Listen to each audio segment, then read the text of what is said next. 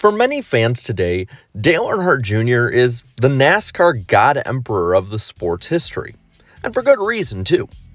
He's constantly shown himself to have the most overall knowledge on the sport's history of pretty much anyone in the media. And that he doesn't know, he learns with the audiences on his two current TV shows. There's the Dale Jr. Download, which, while properly consumed, is a long-form conversational podcast, but on TV it's more of a cut down and streamlined show. It's still really good though. Now, on the streaming side of things, he also has a show on NBC's Peacock network called Lost Speedways. Lost Speedways focuses on, well, what the title is, lost and abandoned racetracks from the sport's history.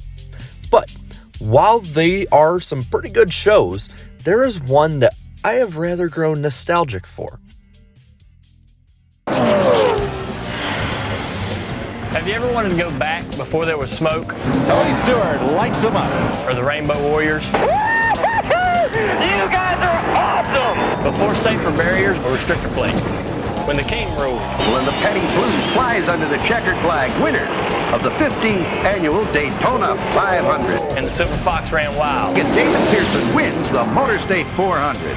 Well, come on. We're going back in the day. Ah, yes. Back in the day with Dale Jr.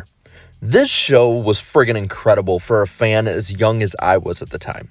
The show came out on February 9th of 2006, and what it basically did was repackage old races in NASCAR from the 1960s and 1970s. And it wasn't like it was races you've seen already. It was early 1960s through mid-1970s. Stuff that really doesn't get shown too often.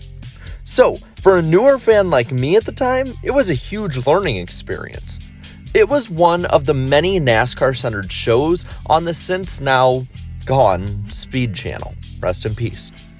And for about 2 years, this was what I watched before I went to school in the morning.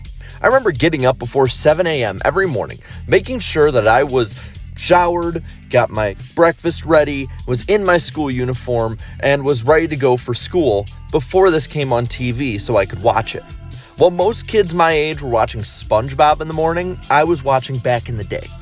So, what really made this show what it was? Well, it sort of was a pop-up video for NASCAR. For those who don't know, pop-up video was a fun show on VH1 that, let's be honest, anyone my age knows that their parents probably watched because it was old music videos from, I believe, the 80s and early 90s, and they would watch it, and it would have different things pop up on the screen, facts about the era, facts about the video, facts about the band, stuff like that. Like today, nostalgia has always been marketable, and Dale Jr. offered for Speed and NASCAR what, well, pop-up video offered for VH1. So again, what they would do is take repackaged race broadcasts and add snippets of facts that you could learn about from the era. The necessary pit stops made and all cars back on the track. The pace car leads them around for the restart. Pearson still holds the lead, but now Petty is second with Donnie Allison running third.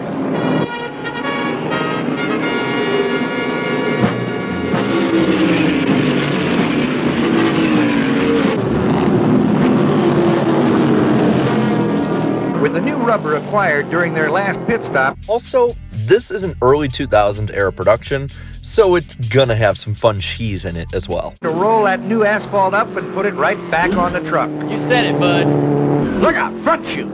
So yeah, Junior would just pop in randomly and say some random shit. Was it needed? No. But do I love the cheesiness of it? Yeah, I do. Now, the racing itself really is what many like myself would watch for.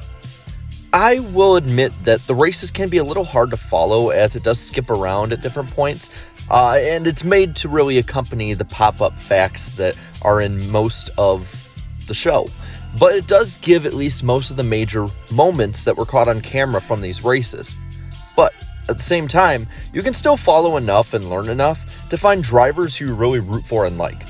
Myself, for instance, I would usually root for the King Richard Petty as well as Mr. Independent Bobby Isaac. That honestly was the cool thing about this show. The races at this point are between 45 and 60 years old. The races are so old that they can be new to modern audiences. And that's how they were to me. I didn't know who was going to win. I didn't know that more than likely it was going to be Richard Petty versus David Pearson every time. When this show came up, Racing Reference wasn't a prominent enough thing for fans to look up results on. So, more often than not, unless you were there, you needed to watch this show to the end to find out who the winners were. It was a good way for fans to either get the racing fix throughout the week or just really learn about the history throughout the week. And it was made relatively cheaply. Those Dale Jr. pop-ups, the segments with him, and the commentary from him were all filmed and recorded in his basement. They were using a YouTuber mentality of making something you love without breaking the bank before it was cool. And that's exactly why this show, in my opinion, even if it lasted longer than 2 years, was doomed to fail. The show was a relic from a bygone era of NASCAR and culture in general. Right around the time the show ended, race uploaders on YouTube began uploading different old races. And with that, meant that fans could watch these old race broadcasts in their full context instead of having them cut up. It's the same reason that music shows on MTV and VH1 failed in the same time, because you can go online and watch your favorite music videos. But Back in the Day is still a fun time capsule of both the times of the races that they covered as well as 2005 to 2007 when the show was filmed and created and released in. In 2017, Dirty Mo tried to bring this show back, but it was in podcast form and it didn't have Junior really, and it only lasted for about 5 months or so. It wasn't going to fit in that form, at least not in the context that they made it in. Even with its short run, it still is a show that many were able to learn for NASCAR history at least. But that's all I have for now. What I want to hear is from you. Were you a fan of Back in the Day, or did you even know this show existed? Let me know down in the comments below. And if you want, I'll put an episode down in the description below so that you can watch one of them and see what it was like. While you're down there, leave a like on this video and share this video, and subscribe to my channel for more great NASCAR content as well. And until next time, have a good one. And you know what, before my outro, let's close out the way Back in the Day would.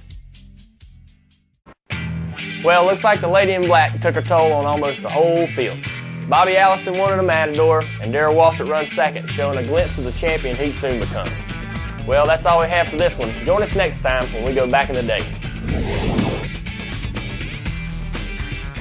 All right, bud, give us that line you give us every week. So till next week, drive carefully, won't you? All the pros do. And bye-bye. Hey, ladies.